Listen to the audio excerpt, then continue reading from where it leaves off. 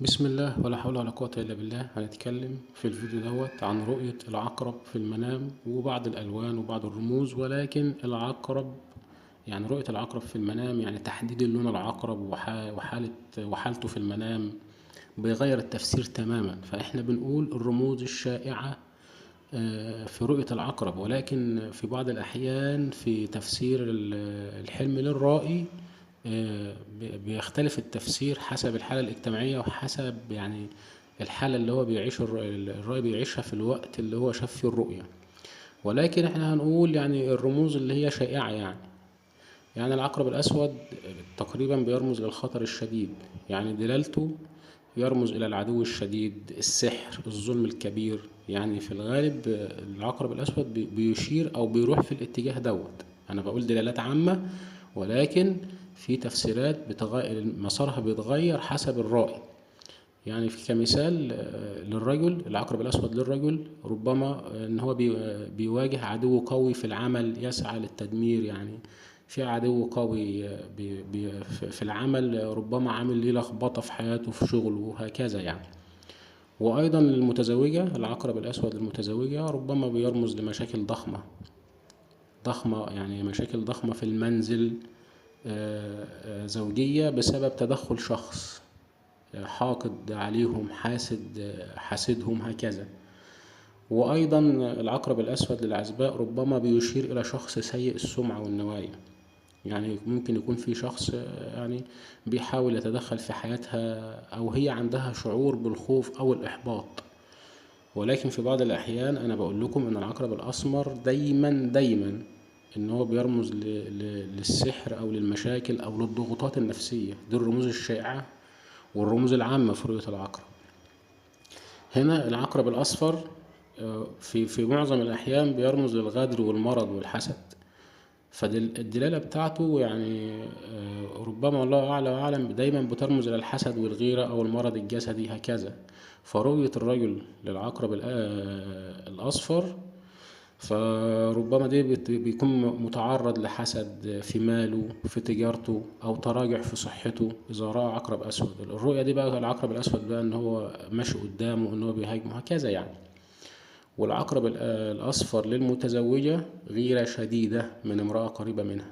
يعني إذا رأت المرأة المتزوجة عقرب أسود فده في حد قريب منها، صديقتها بقى، جارتها، حد من المحيطين بيها، فده يعني بيرمز ليها لحسد شديد، بيحسدوها على بيتها، على استقرارها، على نعمة ربنا مديها لها هكذا يعني.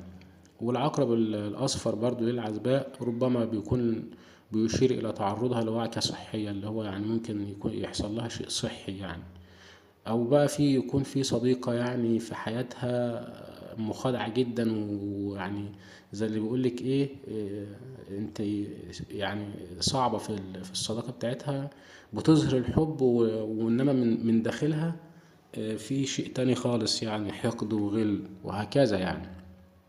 وأحيانا في بعض الأحيان للفتاة العزباء، اللهم صل وسلم على سيدنا محمد، المهم يعني أنا عايزة تحترس، أنا بقول الإشارات العامة. وهنا برضو العقرب الأبيض ربما بيرمز للعدو المخفي أو العدو اللي هو متخفي. فربما يعني في بعض الأحيان العقرب الأبيض بيرمز إلى المال الحرام أو عدو بيظهر لك بمظهر إن هو اللي أحسن حاجة وإن هو الصديق المخلص، ولكن هو أصلا شيء منافق وحاجة مش حلوة خالص يعني. فهو أحيانا بيرمز للراجل العقرب الأبيض إن هو يعني عليه الحذر وعليه الرجوع إلى الله، لأن ربما بيرمز للشهوات أو شبهات مالية. فإذا رأيت العقرب الأبيض في المنام فربما أنت تراجع نفسك، تحاسب نفسك هكذا يعني. وللمتزوجة طبعا بيكون خديعة من شخص بيظهر طيبته برضو ليها وإن هو كويس ولطيف وهكذا، ولكنه يعني عايز أقول إن هو بيدبر مكائد وشر لا يعلمه إلا الله. وعندك هنا برضو العقرب الصغير بيرمز للمشاكل البسيطة أو عدو ضعيف لا قيمة له، وإن أنت هتسيطره أو هيسيطر اللي شاف العقرب الصغير ربنا هيكرمه هيسيطر عليه وهكذا.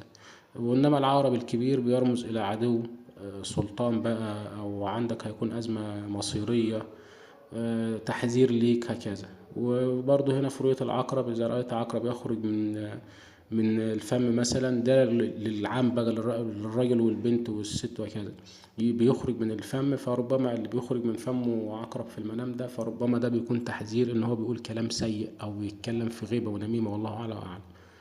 وإذا خرج العقرب من البطن أو من الدبر، ربما بيرمز إلى الأعداء من الأهل أو والأولاد. يعني إذا رأيت أن في عقرب بيخرج من بطنك أو من دبرك، فده حد من المحيطين بك، من أهلك، من قرايبك، مش الأفضل يعني.